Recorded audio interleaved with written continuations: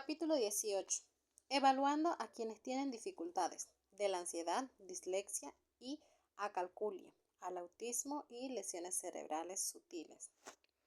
Investigaciones recientes muestran que aún con la ayuda, sin duda valiosa, de las nuevas tecnologías docentes, la enseñanza cara a cara en aula y la autorización del procedimiento más efectivo de instrucción para el aprendizaje. Y es con este cara a cara que el maestro además es capaz de detectar o intuir síndromes, lesiones cerebrales o enfermedades que repercuten en el déficit del niño para aprender y memorizar. Y para educarse de un modo normal. Y es luego cuando se puede avanzar en el remedio o tratamiento temprano de alguno de estos procesos. De hecho, hoy se comienzan a conocer marcadores objetivos capaces de evaluar el progreso de los niños en la enseñanza y, consecuentemente, detectar problemas en ese avance. Por ejemplo, la medida de un potencial evocado, el llamado componente P3, que se puede obtener durante la ejecución de ciertas pruebas, refleja tanto el proceso atencional como el control o la capacidad de inhibición frente a la conducta impulsiva, así como mejora en la lectura y en la matemática. Y más allá de ello, hoy se poseen técnicas de imagen que pueden ayudar a localizar áreas del cerebro que son sustrato físicos o funcional de estas dificultades, y ayudando de este modo al control del efecto de posibles tratamientos. Y todo esto es viable hacerlo en niños de cualquier edad. Por ejemplo, hoy son conocidas las dificultades especiales que se encuentran en algunos niños de 12 y 13 años, aún en edad tardía, con el álgebra, que podrían ser reflejo de la actividad anormal detectada en ciertas áreas cerebrales, cosas que no ocurre obviamente en los niños que no tienen estos problemas. Pues bien, en estos adolescentes que vienen desarrollando programas conductuales que hoy se puede decir que mejoran su rendimiento. De ahí el valor práctico y objetivo de estas técnicas y estudios para medir el avance de los niños en la enseñanza. Además, conocer y ayudar a aquellos que presentan ciertas dificultades. En este proceso, el valor en cuanto acabo de señalar es sobresaliente, dado que cada vez está más claro lo importante de un tratamiento puramente conductual, temprano en muchos de estos procesos. En el colegio, el maestro es el primero que tropieza con múltiples y diversos síntomas, trastornos y enfermedades que, aún asomados en la conducta de los niños de forma temprana y muy sutil, interfieren o adelantan que van a localizar un proceso normal en el aprendizaje. Por ejemplo, cambios en el mundo emocional del niño que se expresan en ansiedad, depresión reactiva o, más allá de estos, trastornos más específicos, como el trastorno por déficit de atención e hiperactividad. Y ya trastorno por déficit de atención e hiperactividad. Y ya en otro terreno, la dislexia, la discalculia, el autismo o lesiones específicas del cerebro. Cada vez es más conocido el papel funcional de la emoción como sustrato y componente de los procesos cognitivos. Y en la enseñanza y el aprendizaje de estos componentes son fundamentales. En los niños en particular, este componente puede ser especialmente delicado. Sabemos que la amígdala y los circuitos neuronales que alberga esta estructura, con conexiones y otros circuitos de otras áreas del sistema límbico, desempeñan un papel en la detección de señales de significado social y en particular a través de la percepción de las caras y sus expresiones de miedo, disgustos o preocupación.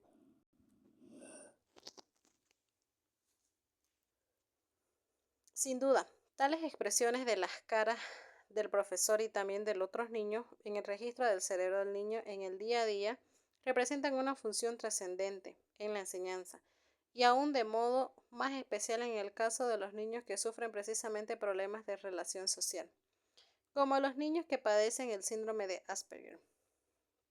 En estos niños se ha visto que la amígdala tiene un volumen mayor que en aquellos que no la padecen. Otro caso son los niños que han sufrido abuso físico y una educación rígida y ausente de cariño, o son reflejos reactivos a situaciones de estrés en el seno de la familia, y desarrollan síndromes ansiosos o depresivos que interfieren con el proceso normal de aprendizaje. En general son niños que no interpretan bien las reacciones emocionales de los demás, a los que atribuyen de modo equivocado cierta rabia o agresión hacia ellos y en consecuencia reaccionan con miedo, lo que entorpece su proceso educativo.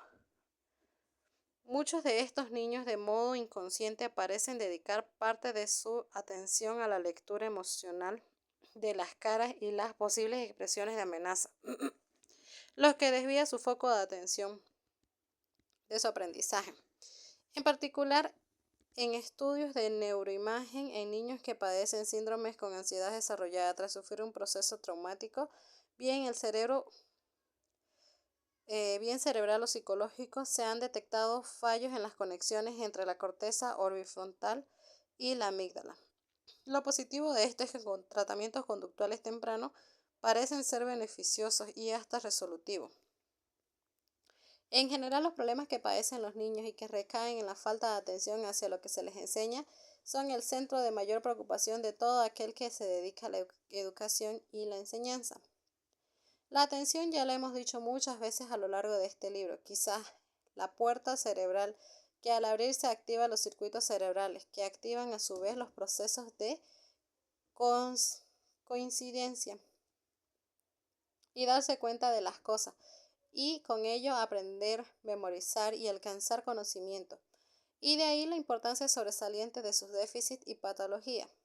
Para no solo adquieren interés e importancia este capítulo de la atención en los niños en los colegios o en la adolescencia o universidad, sino en gente de la calle, en los acontecimientos sociales de todos los días. Respecto a este último, no me resisto a contarle. Por lo significativo del caso, un estudio psicológico reciente que se refiere a la atención en relación con el reconocimiento de las caras de las personas, aunque sea un contexto un tanto alejado del meollo de este capítulo. La historia es la siguiente. Sabemos que alguien es nuestro compañero de clase, de trabajo, nuestro padre o para el caso un desconocido, pero el reconocimiento consiste en qué hacemos de sus caras. Pues bien, ese reconocimiento tan común en todo el mundo y asumido por todos, sabemos que está impedido en algunas personas. Es la ceguera para las caras, una patología conocida como prosopagnosia y que se pensaba que en la población en general, digamos normal, era muy rara. Sin embargo, se ha comprobado, por ejemplo, de este proceso afecta al 2.5% de la población en Alemania. Lo curioso es que estas personas con este defecto cognitivo grave pasen inadvertidas en sus relaciones sociales o en su trabajo.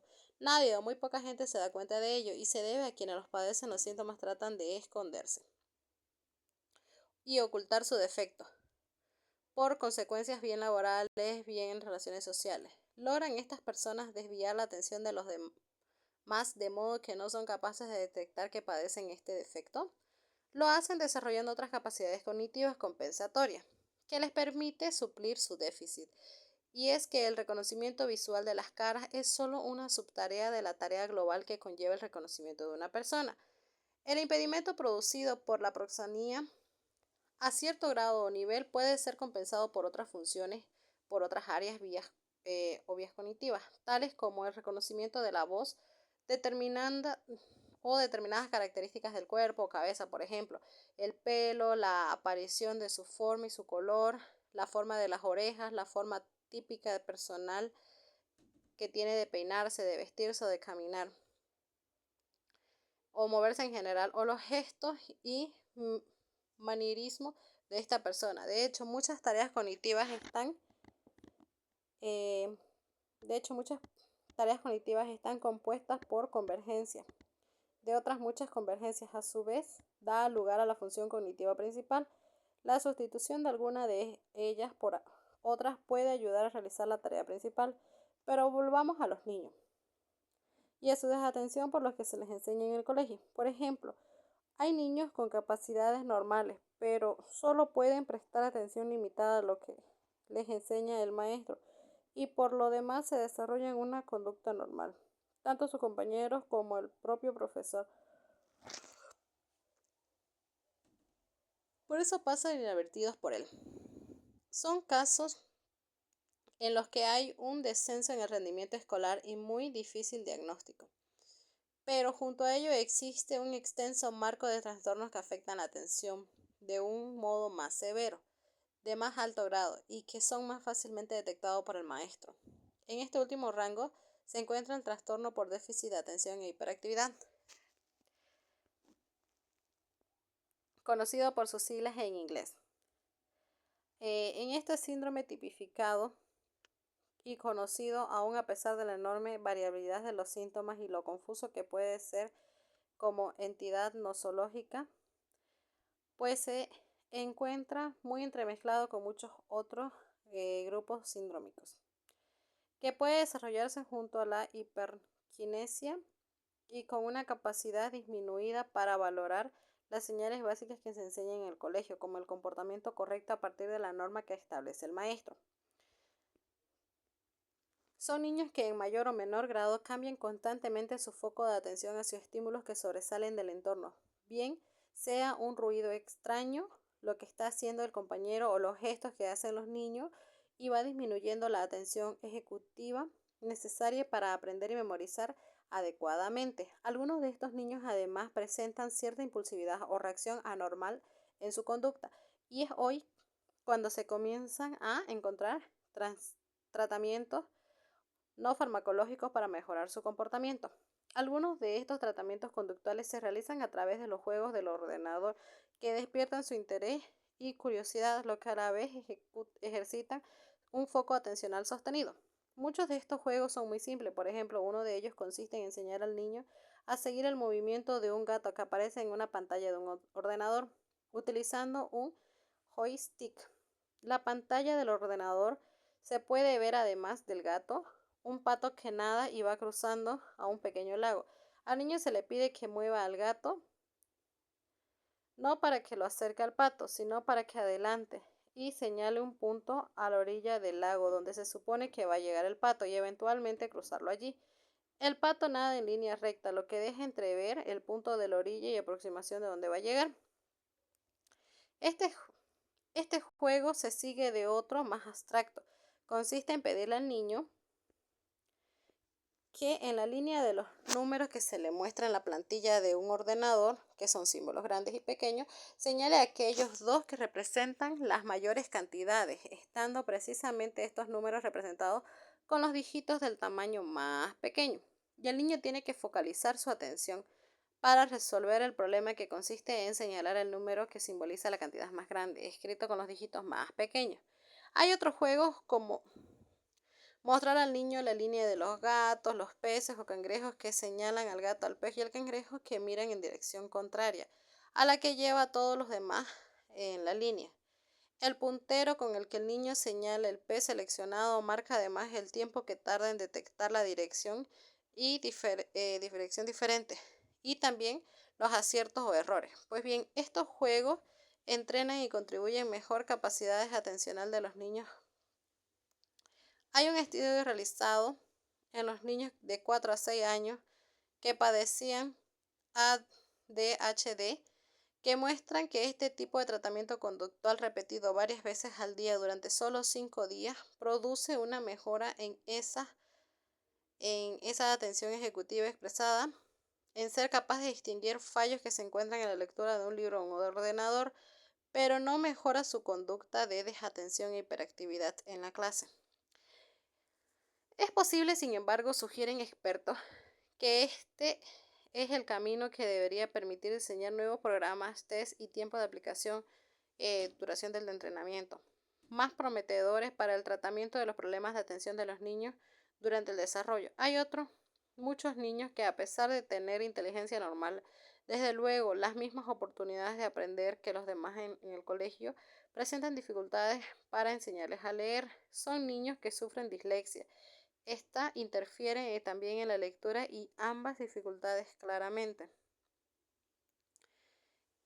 enlentecen su rendimiento mental. Estudios de neuroimagen realizados paralelamente a valoraciones psicológicas llevadas a cabo de estos niños disléxicos sugieren que el trastorno clave en su dificultad para aprender a leer reside en el mal presentimiento de las señales auditivas, que se suceden muy rápidamente durante el lenguaje, palabras leídas o habladas en voz alta. Precisamente hoy se sabe que la dislexia se debe en parte a una alteración de los circuitos neuronales de la fonología. Es curioso que en los niños normales muy pequeños, al inicio de la alfabetización, cuando escuchan palabras que les leen, se activa una área auditiva, la corteza temporal superior, en ambos hemisferios cerebrales, tanto el izquierdo como el derecho.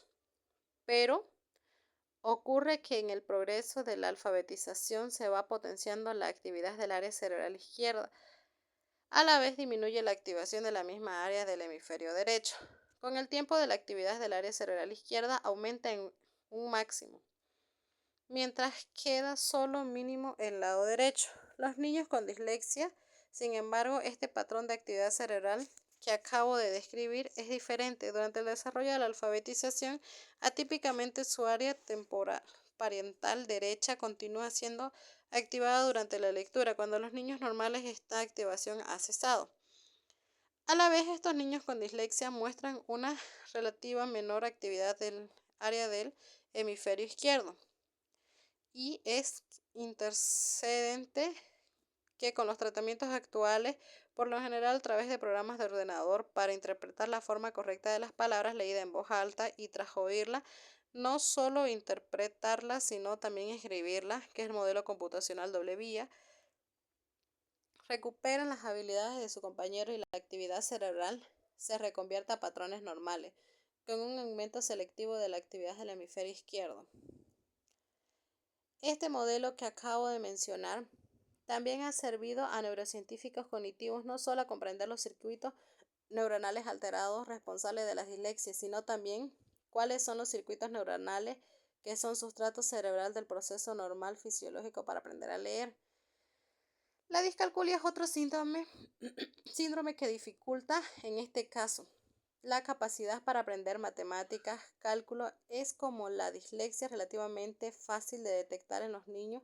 Casos muy sutiles como la discalculia ocurren al menos al 3 y 6% de los niños, que es un número bastante importante. Sin embargo, la discalculia ha recibido mucha menos atención que la dislexia. En este síndrome los niños confunden los números al contar y los signos numéricos, la representación simbólica de la cantidad, y presentan dificultades para hacer cálculos mentales elementales como sumar, restar dos cifras fáciles. Los números no aparecen tener significados para estos niños que no tienen la facilidad o incluso algunos presentar completa incapacidad para distinguir la diferencia entre un número alto, por ejemplo el 10, y el número bajo como el 2. La discalculia es una discapacidad que puede ser altamente selectiva, en el sentido de no afectar la memoria en general o el aprendizaje de todo aquello que no sean números. Son niños con dificultades en su relación con profesores y otros niños. Sin embargo, sí se puede coexistir con el sistema de otros síndromes que aparecen durante el desarrollo de la dislexia o el ADHD.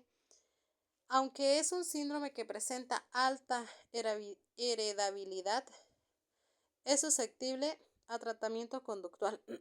No obstante, incluso después de un tratamiento altamente selectivo que mejora este déficit, casi siempre persisten trazas de esta disfunción en los adultos, aun en aquellos que se han desarrollado altas capacidades cognitivas y el resto de sus habilidades intelectuales. La capacidad de contar y hacer matemáticas ya lo referíamos en el capítulo previo. Parece residir de circuitos neuronales distribuidos en el área de la corteza cerebral, como la parietal, la frontal y también en la corteza cingulada, y muy en particular en el segmento horizontal del surco intraparietal de ambos hemisferios cerebrales. Hoy comenzamos a saber del funcionamiento de este surco intraparietal, que parece ser crítico para entender la magnitud que representa simbólicamente de los números. De hecho, se ha visto que al menos en niños y utilizando registros por resonancia magnética funcional, es la única área que se activa con claridad cuando se les pide que estimen la diferencia entre cantidades grandes y pequeñas. Por ejemplo, que digan si 2 es mayor o menor que 10. Es más, cuando a un individuo adulto normal se le aplica estímulos magnéticos en esta área del cerebro y con ello se produce su desorganización funcional. La capacidad para las personas de leer los números y entender las cantidades se bloquea mientras dura el estímulo, lo que no ocurre cuando tales estímulos se aplican a otras muchas áreas del cerebro. Lo cierto es que casi todos los procesos cerebrales que tienen que ver con los números y las matemáticas implican actividades del surco intraparental y cuando también desempeñan un papel el resto de la corteza parietal y las otras áreas de la corteza cerebral que ya hemos señalado. Precisamente se ha podido distinguir un área prefrontal que parece más involucrada en la resolución de cálculos matemáticos exactos, y un buen ejemplo de ello se ha encontrado en pacientes con lesiones específicas, de modo que una lesión cerebral de la corteza frontal izquierda que se le produce una afasia con incapacidad de construir una frase o utilizar palabras, no pudieron decir si 2 más 2 eran 3 o 4, indicando con claridad un déficit en su capacidad para alcanzar el resultado exacto de una suma. Sin embargo, cuando estos mismos pacientes se les preguntó si el resultado de esa suma se aproximaba más al 3 o al 9, estos señalaron el 3 de un modo claro y consciente, y al contrario, pacientes con lesiones de la corteza parietal, principalmente izquierda, que mantuvieron una relativa capacidad para sumar, fueron incapaces de censar cantidad numéricas, es decir, una incapacidad, por ejemplo, de decidir qué número en una serie es el que se encuentra entre el 2 y el 4, si el 9 es el más cercano o al 10 o al 5. Junto con esta relativa conservación de esta otra aritmética que se basa en el lenguaje, por ejemplo, sumar, se piensa que es el del juego e interacción entre estos dos tipos de redes neuronales, corteza parietal y corteza frontal, de donde arrancan las matices cognitivas que subyacen a las habilidades matemáticas que son diferentes en cada persona. Sin duda, un mayor conocimiento de estas redes ayudaría a desarrollar métodos para la enseñanza de las matemáticas en los colegios. Y en cualquier caso, el maestro debería poseer conocimientos, pues tal vez sirvieran para poder ayudar con ellos a desarrollar los talentos matemáticos individuales y más